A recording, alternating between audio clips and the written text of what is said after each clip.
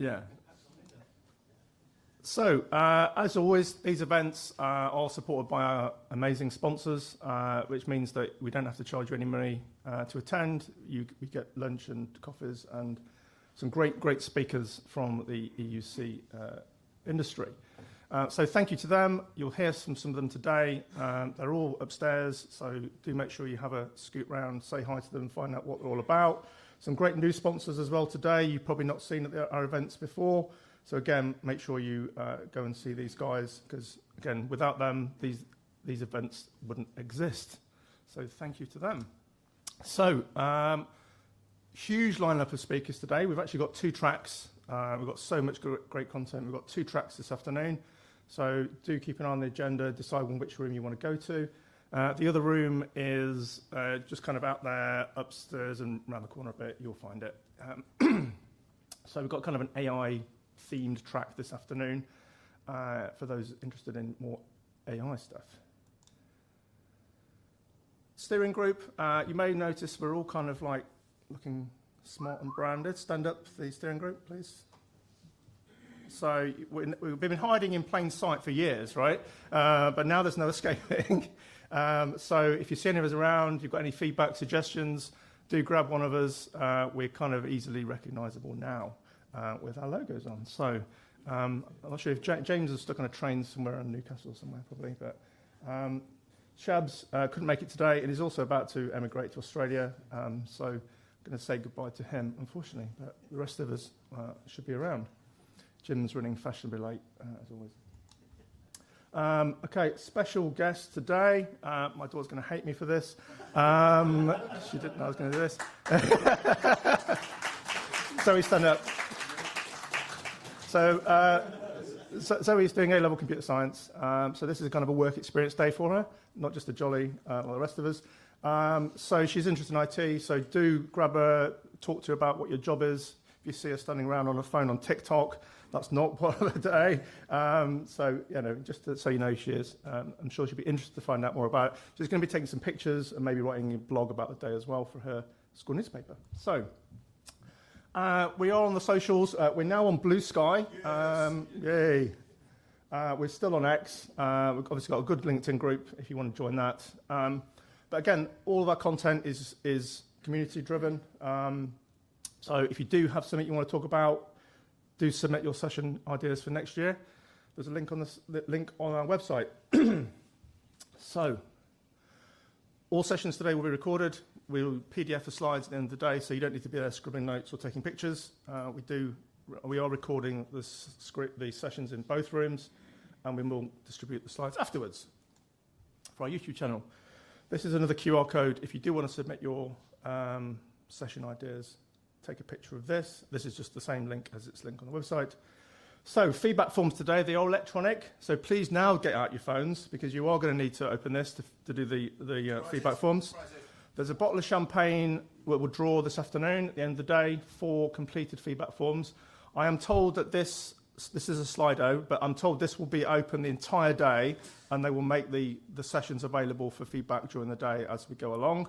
So you can keep it open on your phones the whole day and just fill out the feedback as you go. That's it. Everyone got it? There'll be those dotted around as well if you don't have the link as well. So future events. Great attendance today. Off the stage. Great attendance today. We are doing 3 events next year as well. These dates are now fixed, so please do block them in your calendars. So 4th of March is our spring meeting, which will be in London. Just looking really puzzled. Only 2 of them are fixed. Well, the ones with dates are fixed. The ones without a date isn't fixed, right? Pedant. 17th of June in Edinburgh, which will be our spring meeting. Edinburgh's a great city, I love that. And we'll have a couple of social events in between those as well, venues and locations to be confirmed. And then again, November next year will be our winter meeting. So lovely to see you again at those events. If you want to present, even better. We love case studies, community sessions, that kind of stuff. So packed agenda today. So morning, we're here from our industry news, so Citrix and this Microsoft. and this one might be a bit late because of train issues, so we might jot them down a little bit later in the morning. Coffee break around about 11ish, I think, and then we've got Brian, who's always fun, fun in quotes, and then there's lunch, and then again afternoon 2 tracks. So there's a sort of main track in here and a kind of AI track in the other room. It's going to be great, awesome, loads of group of people. So we have some events, post-event drinks and nibbles. They're at the pub just down the road, so you turn left out the main entrance and it's literally on the corner of this building, I think. Very, very near. So do join us for drinks later. We'd love to see you. So, industry news. This would be Nigel. Nigel. I've done my bit. You can talk for a while. So I wasn't ready for that. I'm speeding through. Yeah. I'm getting us back on time. See, in my agenda it says we're now doing AVD and everything like that, so that's why I wasn't ready. So why don't I do mine first? It's like so. One of the things we try and do is we'll sort of look at the news in general. We'll have what we consider the 3 main ones, which Citrix, Microsoft, and Omnissa will have their own sessions. That's after this, actually. And then I'll come back and do I'll probably have to be up here all the time now. Now I'm up here. I'll come and do some of the other ones, the sort of emerging ones that we always like to talk about. We want to make sure that this is an EUC forum. This is not just what was the Citrix user group and the AVD user group. This is everything. So we're trying to show you not only sort of all the EUC products, but obviously with the sponsors, everything that's associated with it. So news from the industry, we just sort of, these are here really to give sort of, for you to give some thoughts for the day. We'll have a round table later on. These are great discussion points to talk about. So one or two things that sort of we spotted and we thought would be useful for discussions during the day. Obviously more vulnerabilities, not just Citrix, Netscaler, there's Fortinet, there was other stuff, but really important, obviously, most of the people here probably are still Citrix, will probably have Citrix Netscalers.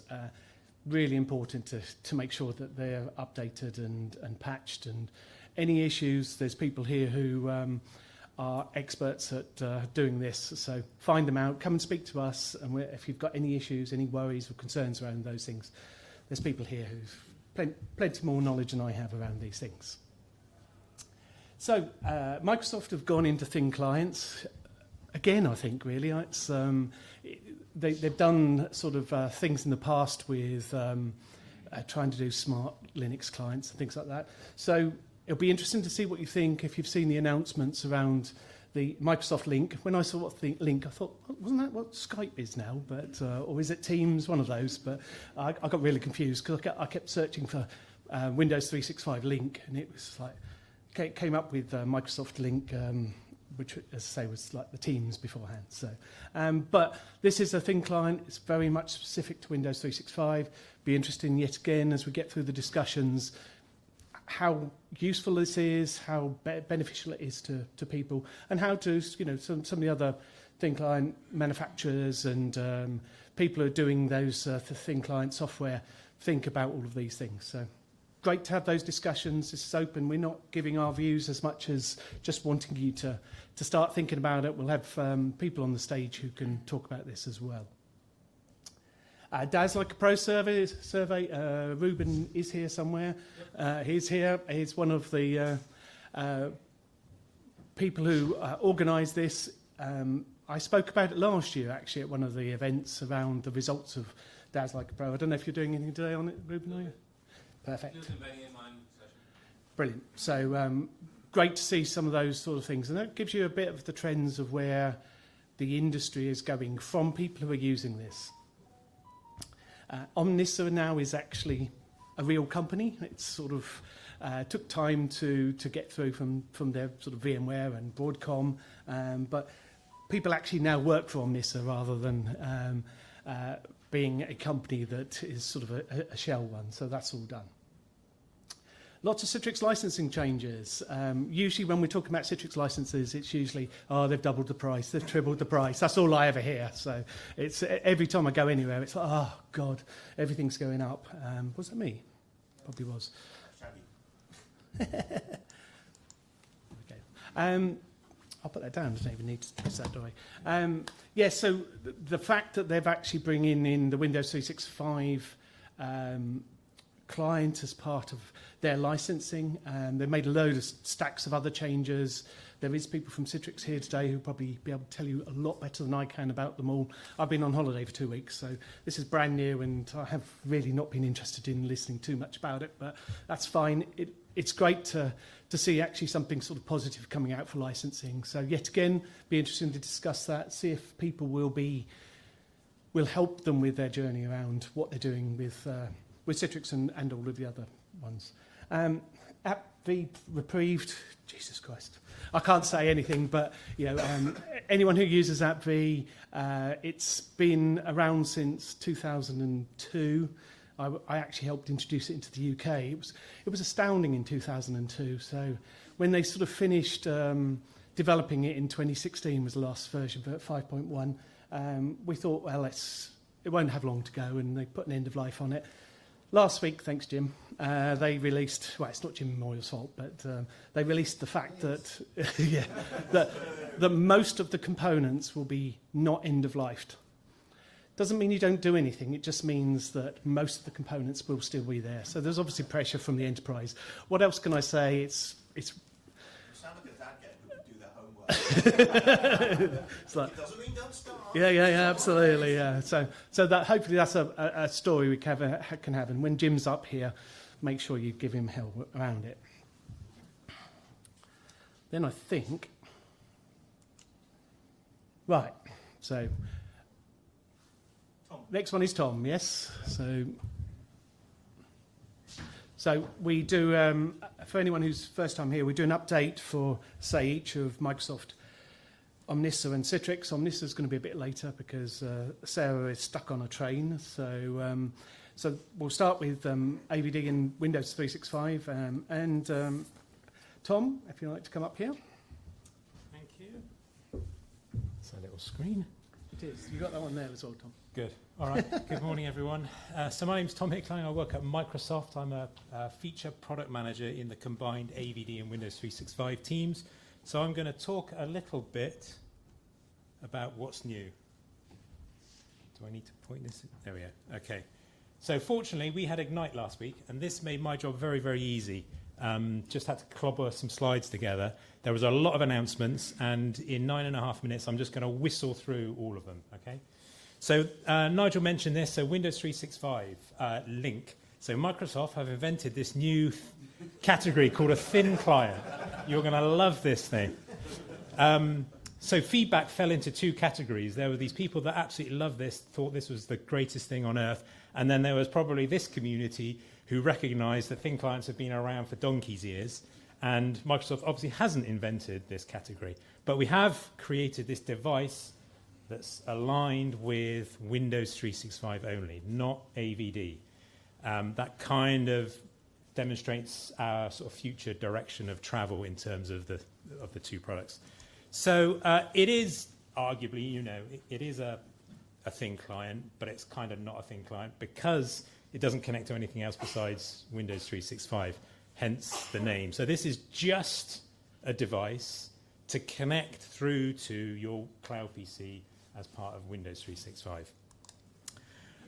So the messaging that came, and the slides that came for Windows 365 link, unfortunately, is owned completely by Microsoft Marketing.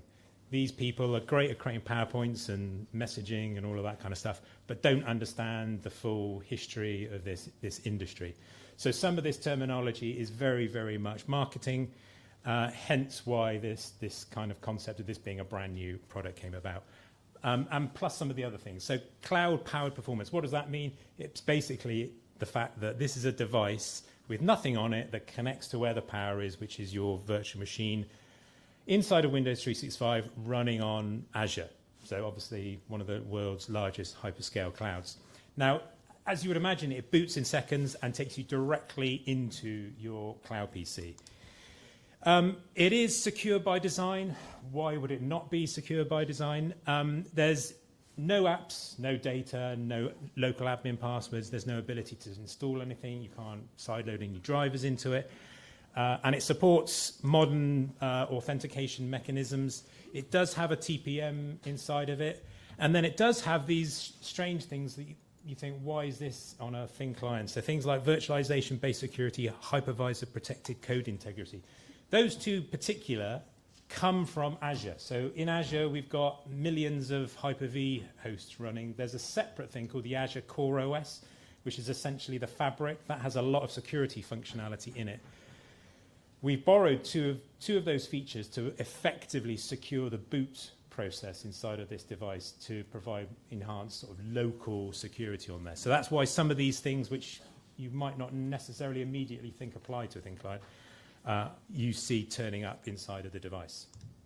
Like I said, there's nothing on the device, no apps, no data, like I said, no admin passwords, and there's a whole load of policies on there that are enforced. You cannot be disabled. It supports passwordless auth, so FIDO keys, thumbprint recognition, and all of that kind of good stuff. They're Entra ID joined and enrolled inside of Intune.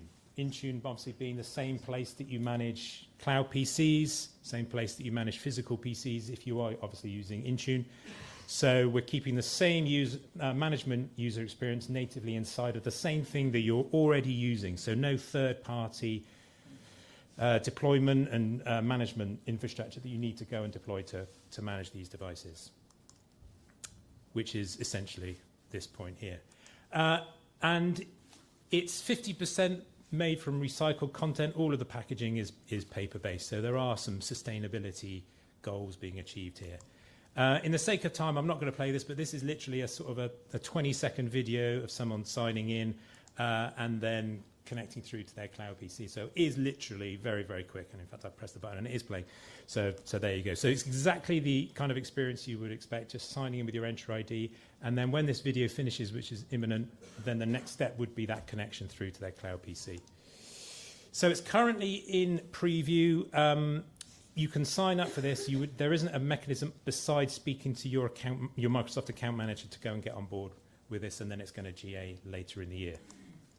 Okay, the next announcement was Windows 365 Frontline. This should have been called Flex. This is another bugbear of mine. This is a marketing name because it doesn't really demonstrate exactly what it does. So in Windows 365, we've now got three kind of use cases that are addressed. The top one is the original Windows 365 Enterprise. That's sort of a traditional information worker, someone who sits on a cloud PC, a PC, for the duration of their workday. Personalized, dedicated cloud PC for that user. We've then got Windows 365 Frontline in what's now referred to as dedicated mode. So this is where it's basically the ability to share a license and reduce costs. So one license can now be shared by three people. All three get their individual personalized, dedicated cloud PC, but they cannot connect to them simultaneously. There is roughly an hour's overlap between shift changes, but it's really there designed to save costs. So three people in three sort of consecutive shifts can connect and do their day job. What Frontline in shared mode enables is the ability to create a pool, not to be confused with the AVD host pool, but a pool of cloud PCs. Any number in there, you get to decide. So let's just say there's 10 VMs in there. And then you can assign that to any number of people. So let's just say 100 people for argument's sake. There's no limits on this, so you get to choose. But it's really designed for users that need to come in and do a very specific thing inside of probably one or two apps. So a very simple use case. So someone rocks up to a device, signs in, opens the app, launches the app, does their day job, signs out, job done. So you can have multiple of these people in this pool connecting to any one of these VMs at any one point in time, obviously up to the limit of the number of VMs that are in there. This is not multi-session. This is still individual cloud PCs. There's no Windows Server, there's no Windows 10, 11 multi-session. This is still individual Windows client. But it goes through this life cycle effectively. So a user rocks up, signs in from a device, connects through to their cloud PC, do their day job, use this app, sign out. The VM gets reset. So that's the key difference here. It actually goes back to the base image. Profile is wiped, goes back into the pool. Another user can go and connect to that VM. We've done a lot of work to reduce the logon time. So it's a first logon experience every single time. But that's been significantly reduced to make this a little bit more palatable to sign into these VMs because, like I said, it's the first time. So just a reminder, this is nothing to do with AVD host pools and multi-session capability. Okay, someone might need to tell me when to shut up. By the way, I've lost time where I am. We've announced this is AVD, by the way, enhanced host pool management capability that brings a number of capabilities to host pools. So we have this new feature called session host configuration combined with session host update with dynamic auto provisioning and ephemeral disks. So session host configuration is this ability to create the definition of a host pool and store that separately as an Azure object. And then you can go and change that and then roll that change out. But this is basically the single central place to define a host pool, rather than doing it every time you go and create a host pool. And down at the bottom is where you are actually saving this configuration as an object. Session host update is a feature that comes along and takes that configuration and changes the state of your host pool by effectively deleting all of the VMs, although there's an option to save them for rollback, and replaces them with new VMs based upon that configuration that you've stored separately. So you can come along and change your configuration and do a host pool update. You can come along and do a host pool update and change your configuration through that process as well. And then once you submit that, then Azure will automatically go through every single VM, delete it, create a new one, add it to the host pool, such that you've got effectively a monthly or whatever, some periodic update mechanism for all of your session hosts so that you're not having to do it manually or using some third-party automation or some tooling to enable that. 1 minute. Oh, I'm only halfway through. So that's that session host update. So it's basically designed for you to roll out monthly changes to your host pool. Dynamic provisioning. So we've had this auto-scaling feature for some time. We've now introduced the ability to create and delete based upon the same scheduling that you've got. So you ramp up in the morning, we'll provision brand new VMs, and you could do that during the day as well. But at the end of the day, we can delete those VMs. So the ability to really reduce your costs, because obviously we don't charge when the VMs are powered off. And if you were just powering these down at the end of the day, we do charge for the disks that are still in existence. But if we're deleting, then you save that cost as well. Ephemeral OS disks. So every single Azure host has SSDs inside of it. Ephemeral OS disks is deploying the OS down to these local SSDs rather than pulling it across the network from Azure Storage. So Azure Storage, there's a price for the VMs for there, and it's slower because it's being pulled across the network. Ephemeral OS disks, much higher IOPS because it's local to the host and free of charge. The downside is they are non-persistent. So this introduces non-persistent VDI inside of AVD. So obviously FS Logic stores the profile, and everybody in VDI, so it's been a long-term strategy not to store anything locally. So the ability here, cost savings as well as improved IOPS. Azure Extended Zones. So these are small locations, extensions of Azure regions built in downtown city locations. The first one of which was just released last week in Los Angeles, literally downtown. I had a look on Google Maps and there's a 7-Eleven over this side and a petrol station around here. Designed for customers that have users inside of the same city that require the lowest latency possible to a subset of Azure services in these regions. I shouldn't say regions because it's not a region, an Azure location. AVD is one of the first services that enable there. This was really designed for Disney, who, funnily enough, a couple of blocks over the road have an estate of graphics designers who needed this access. Okay, I am wrapping up, Nigel. So app attach, I'll just wrap up on this. So actually, AppV is going end of life still, just to disagree with Nigel somewhat. What we've announced is that this streaming service is still going end of life. Now, that's the main component. That's what distributes or presents the VMs, streams the apps down to your endpoints. That is still going end of support. But what's not going end of support is not this. That is going end of support, is the client and the sequencer. The sequencer is the component that creates the apps and allows you to update them. So what's that saying? We are filling the gap. In fact, Jim is filling the gap with bringing AppV support to app attach inside of AVD. So you can still manipulate your apps. You can still create AppV apps. You cannot stream them from AppV from April 2026, but you can effectively stream them inside of AVD via app attach. So that's the change. There are also some announcements about integration with third parties. So I think it's Numescent, Liquidware, and App Volumes from Manissa. So those services integrate with the AVD API, and you can bring those apps in. Sorry, that's me. Thanks very much. Sorry for overrunning.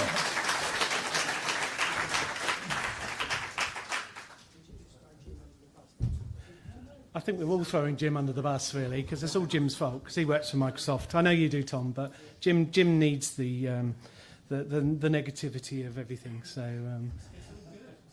yeah. Yeah, still lots of debate around the AppV thing, because I disagree with Tom in the way they've done it. So we'll have those conversations later. Yes, it's going to be Nathaniel now, isn't it? Yes. So.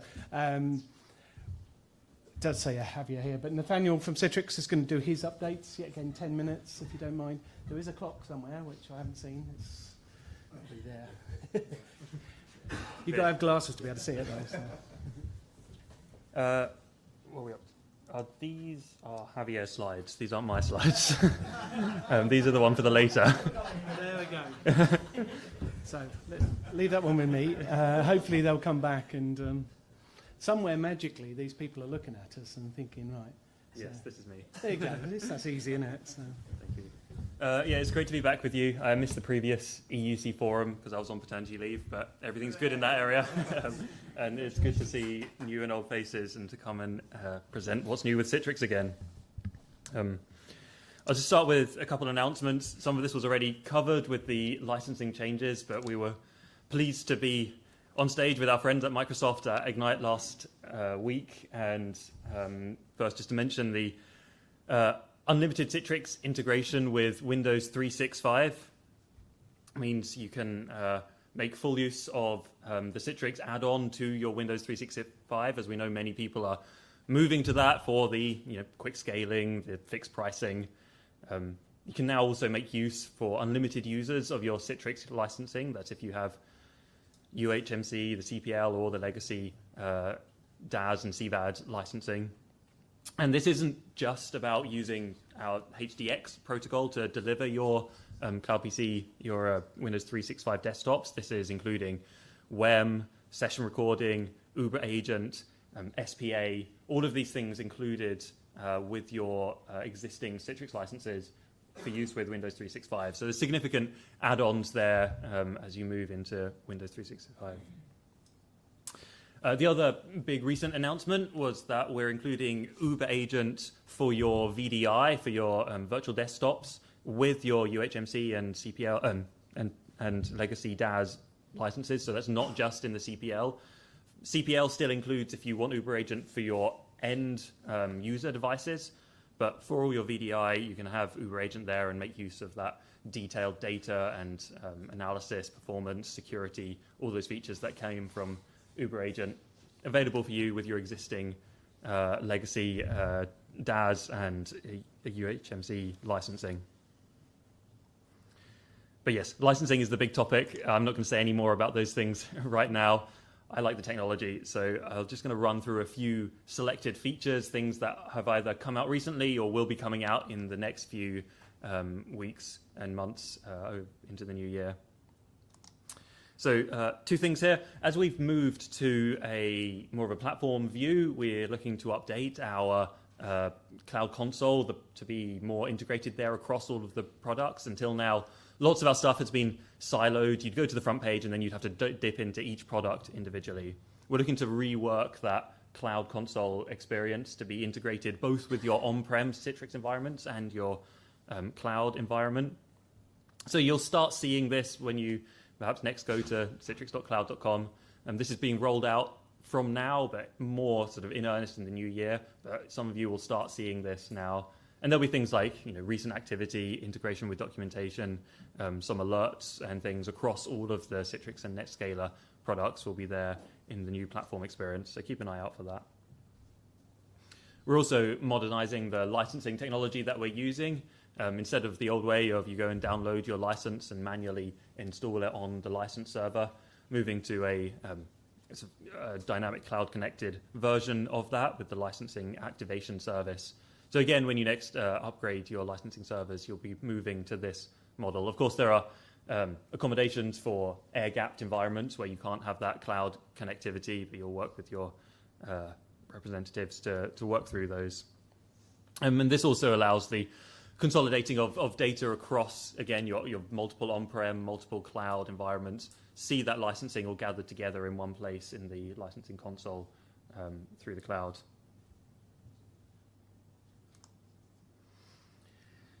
Two usability features.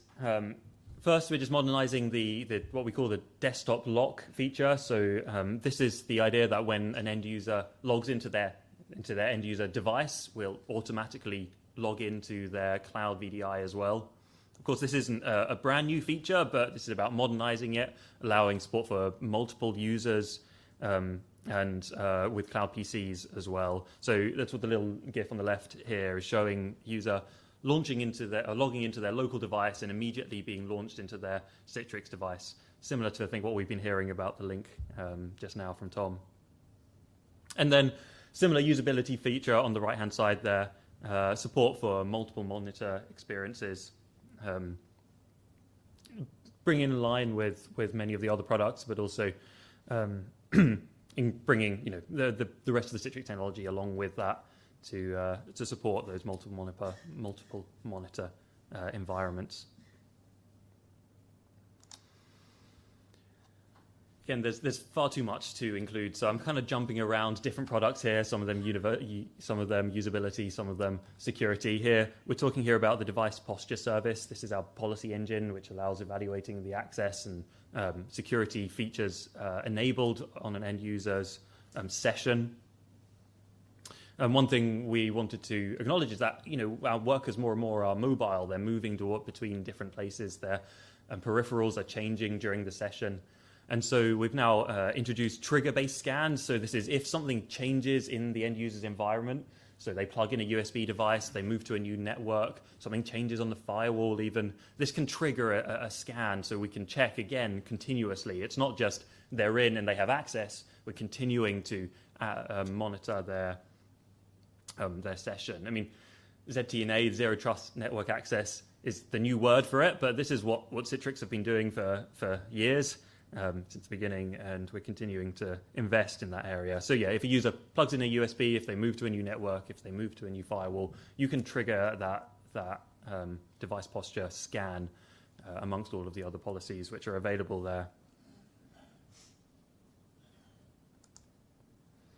Last time I was here, I think we had Ian from XenServer briefly took about half of the time that we had here to talk about XenServer, but we're still very excited to have them much closer again. I work out of the Cambridge office, and I know that there's a lot of investment going into the R&D on XenServer. In many ways, bringing it up to par with the other hypervisors which are out there, but particularly targeted at making it the best hypervisor for Citrix.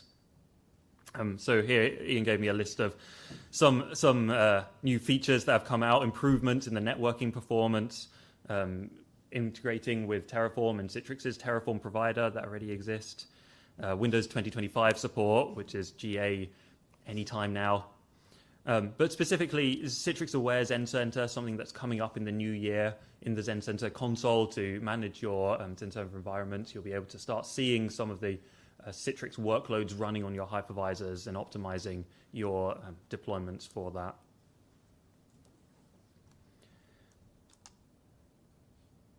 kind of finished here with a dump of a whole lot of features, which I want to pick out just a couple of them for you. But there is, again, more than I could fit in the slide. I might note that particularly I found it struggled to fit things into the protecting business critical apps and data. Again, with all of the improvements coming around secure private access with hybrid SPA and on-prem SPA showing great uptake in that next generation of app delivery of those web apps alongside the traditional Windows apps. So I'll just pick out things like the secure access client for Linux, Ubuntu currently making that available for your Linux users to access those SPA apps as well. Loads of improvements in the Citrix Enterprise browser, doing things like restricting the downloads based on file types. Lots of policies that we're adding in, allowing you as the admin to change the user agent header so that you can set logging and those controls based on the user engine on your side, and know that this is coming from an enterprise browser. Having PII data masked or redacted within the browser, these policy controls that make it a true enterprise browser with those controls built in. Might just highlight also the savings report here, which we've invested a lot in order to increase the visibility of what's costing you and where Citrix can save you money, where we can show how different technologies can be used, things like MCS to control the power on and off of machines, and showing trends over time in that report. So you should be able to find that if you delve into the Citrix console as well. I'll also just highlight conditional auth, conditional authentication on the far left there. This is the feature that allows you in the cloud, if you're using Citrix Workspace, to control which authentication mechanisms are needed, used for different users. Again, tied to all sorts of policies there, what version of their OS, of the Citrix Workspace app, are they in the browser, are they in a well-known network or an internal network or an external network, having different levels of authentication for different types of users as they log into the Workspace app and access their apps and desktops.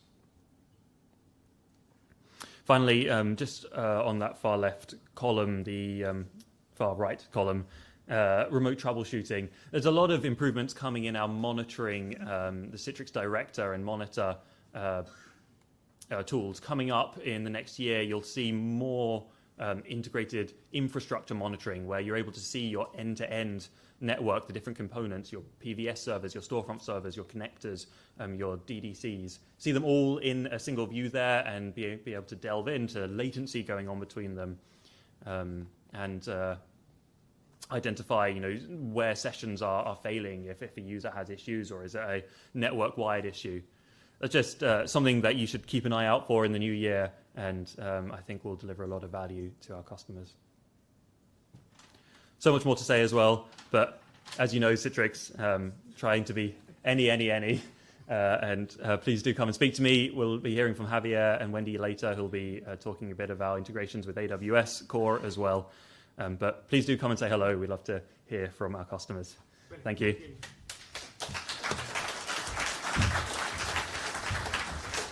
Sorry, I'm trying to keep it to time, but it's always difficult, this one. So the next one's going to be latest developments, hopefully, if we've got this right. So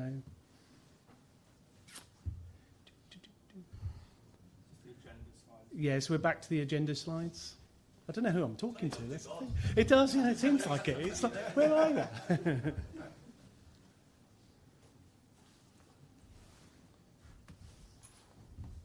Here we go.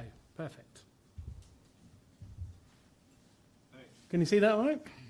Excellent. So my next job is probably the hardest job after these, is to try and give updates to products, to all of the products, but I make it easy. One, we haven't got a lot of time, so what I like to do is just say, have a read. All of these slides are here available afterwards, but of course we have people from Nerdio, so Neil and his team are here. They're a sponsor, they have a booth. Go and talk to them about them. Lots of additions to the Nerdio product list there, and updates. So rather than me going through every slide, and take a look, go and see them, visit them, they'll tell you all about it and how they're doing. Just important that we like to make sure that we try and get all of these. If there is other ones as I go through that you see that you think you need to be able to just have an update and everything like that, let us know, because we're always keen to move forward. AWS, they're a platinum sponsor, as I say. They've got a session, Javier and Wendy, wherever they are, will be having a session shortly around some of the stuff they're doing. Lots of updates there. You'll see what's quite interesting, I think, in most of the updates is how they're all in the Gartner Desktop as a Service Magic Quadrant. So it's quite interesting. Take a look at it. It's quite interesting to see where all of these different technologies are fitting in there and where they're moving from previous ones. So that's always good to see. Lots happening at AWS. You'll see, and this is happening a lot that I'm seeing in the industry, is the support for various Linuxes seems to be very strong. Does anyone actually create desktops on Linux in any of the things? Yeah, I don't see it in anything I've ever done. It's it's not really an area that I get involved in, but I see lots more concentration on it. So they wouldn't be doing them unless there's demand. So be very interested if anyone's got any views of that later as well. Yet again, go and see the AWS booth. The boys are here and the girls. There's lots of them here from AWS. Parallels. So obviously, I've got to be a bit more specific on this because there's a person here from Parallels you could talk to. So what have they been up to? Lots of updates again from them. I can't even read the slides because Chris did it and put a lot of stuff on there. So yet again, Chris is here. He's from Parallels, and I don't know if there's any other ones from your guys. Updates. Yeah, come and see them, and if you want to get some explanation of those, please do. Dizian, I made this one look nice because Ruben's here, so I thought about make an effort on this one. So for me, the most important one is that top one. Kevin Goodman is a god to many of us. Having worked for him, he's probably the finest person I've ever worked for, to be honest. And I'm sure other people, if they were here, Jim and people like that, would probably say the same. So Kevin joining the board there. Lots of integrations with AWS. We're seeing more and more of this again as well, the sort of cross fertilization of the various technologies to make it easier to integrate, transition and partner with these things. So seeing that a lot, see if that's of an interest as you move forward. Another thing that Dizzy and I liked was the try now. How many people make it so hard to actually try one of these technologies? I'm not mentioning anybody else's, but I know it's very, very difficult. yeah.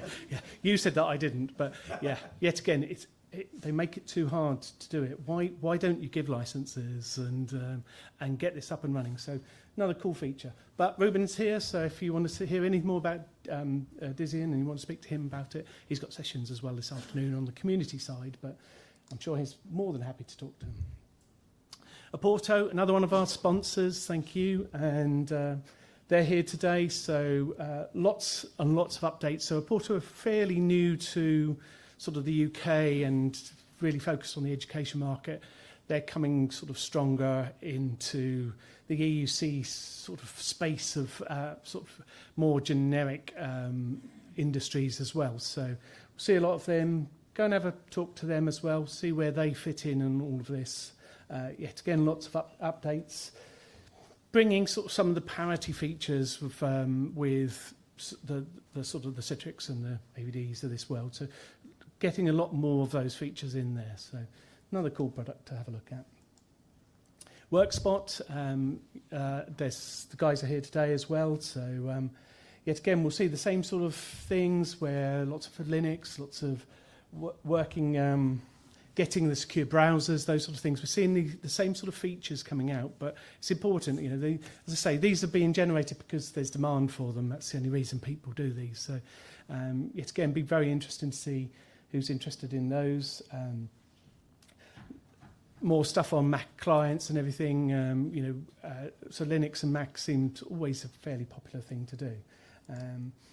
Sorry for the delay. Storm Burt, aptly named, got in the way of me getting here on time. So, for those of you who don't know me, my name's Sarah Swatman, and I head up the pre-sales organisation across Europe, Middle East and Africa for Omnissa. And many of you might think, who's Omnissa? So hopefully most of you remember... Either use the handheld or stick to the... am I wandering? I'm too short to stand up. Is this one? Oh, right. That one? Is that on? There we go. Right, okay. I wander, so I'm not very good. And I'm too short. You won't see me behind here. Okay, so most of you will probably remember the end-use computing technologies at VMware. And you'll probably remember that about this time last year, VMware was acquired by Broadcom. And at that point, Broadcom stated that they were looking to divest off the end-use computing business. In February, KKR decided that they were going to buy the end-use computing business, and we were delighted on the 1st of July to become a standalone organisation called Omnissa. So, what does that mean? So who is Omnissa? Of course, we have to have a tagline. We empower employees to do their best work from anywhere through smart, seamless, and secure experiences. Great marketing, what does that actually mean? So what does that actually mean is that we haven't really changed our strategy. We haven't changed what we're doing. We are a standalone business with the tried and tested technology that you are all more than familiar with. We still have our Horizon and Workspace ONE platforms going along the four main areas that we look to cover. So you all know Horizon Virtual Desktops, we have Unified Endpoint Management, we have Security, and we have Employee Experience. And they're all underpinned by the standard platform, data, workflow, AI, so things like Freestyle Orchestrator, Intelligence, Omnissa Connect, which underlie and underpin all of the Workspace ONE and Horizon technologies. And the one thing that we look at with the Omnissa platform is it is a platform approach that you can have as much or as little as you need and can integrate with other things. You don't need to rip everything out and have everything Omnissa. We would be delighted if you did. But obviously, depending on what you're trying to achieve, depends on the technologies that you may be interested in. So, as a bit of an update, we had our inaugural conference a few weeks ago in Amsterdam for EMEA. We had one in Japan for APJ, and we had one in Dallas for Americas, where we launched a few new features and new things that were coming out. So I thought I'd give you a little insight as to some of the announcements that were made at that conference. And if you're interested in more detail and more information, we're actually doing an online event next Tuesday for those people who couldn't make it to Amsterdam, which will give you much more insights as to what we're doing from a technology standpoint, some more roadmap type of information to give you an insight as to where we're going and think about our future planning. So, here we go. What's new? So, modern UEM. If we look at Workspace ONE in the past, it was quite a monolithic architecture. It had been built on the AirWatch platform, and it had just been built on top of and built on top of and built on top of, which then made any new capabilities, new features, there was a significant amount of coding that had to be done, and every upgrade was somewhat challenging. So what we've actually implemented is, we call it ModStack internally, but it's a modern architecture using many different areas such as Kubernetes, containers, to move to more of a CI/CD model, allowing us to much faster and much better deliver bug fixes, obviously, but much more features in a much easier way, and enable us to be able to actually improve our development cycles. What that did mean, and those of you who know Workspace ONE, there has been a bit of a delay in rolling things out for the last couple of years while we've been building this modern architecture. But now it's in place and it's being rolled out across our shared SaaS environment. It is meaning that many of the new capabilities that were built on that are now starting to be rolled out. So things like declarative device management, Windows multi-user, Android Management API, and many other features and capabilities have actually been rolled out with that. We've got extensive advanced Apple capabilities with it. We're going to be supporting Vision Pro, for example, and many other areas on the modern UEM. If we move across to VDI, a few things that have been launched from that are the ability to do unified endpoint management on persistent desktops. So being able to use Workspace ONE to manage your persistent virtual desktops and your multi-user environments means that you can have one tool to manage both your standard desktops and your virtual desktops. We're also looking to have things like app volumes for persistent desktops as well. And we want to be more of we use the phrase Switzerland of infrastructure. So wherever you want to be able to put your virtual desktops, you can. At the moment, obviously, we have the vSphere VMware capability where we built it on top of, but we've also got Microsoft, we've got AWS, and watch this space, we have other integrations with other infrastructure coming soon. So the VDI space is very much looking at where do you want to put it, and we can be able to enable you to manage that depending on your choice. We then look at the full life cycle employee experience side, and we're launching some playbooks that can enable the IT administrators to run through standard practices using things like the intelligence data lake of all the information they've been able to capture to be able to remediate situations when they come into play, follow standard playbooks, be able to learn from them, be able to evolve from them, and move it forward from there. So those are the things that have been released recently, and then what's coming in the future. So we've got this cool thing that they've called Omni. Everyone's got to jump on the AI ML type of bandwagon, but Omni is going to be the new virtual assistant for people working in the Workspace ONE platform, enabling you to use natural language to ask particular questions, to then be able to interrogate the intelligence database to say, for example, show me all the systems that have had a recent crash. Are there any anomalies that we can see across them? Are there same operating systems that have been rolled out recently? And then be able to use that to be able to remediate and roll back if necessary. So Omni is going to be coming into the future. Vulnerability defense, being able to absorb the feeds that you use into the intelligence data lake to be able to align vulnerability information with the information on your estate and be able to do remediations as accordingly. So whatever vulnerability feeds you currently have, being able to move that alongside the data that you have with Workspace ONE to enable you in the IT administration to be able to roll out patches, fixes, and what have you from there. Next gen, Trust Network, being able to integrate into more security vendors and others. You may or may not have seen the announcement around CrowdStrike. We now integrate with the Falcon sensor, both in the Horizon side of things and from a unified endpoint management. So that was announced at the Amsterdam Omnissa ONE conference a few weeks ago, and watch this space. There are going to be more developments coming out soon.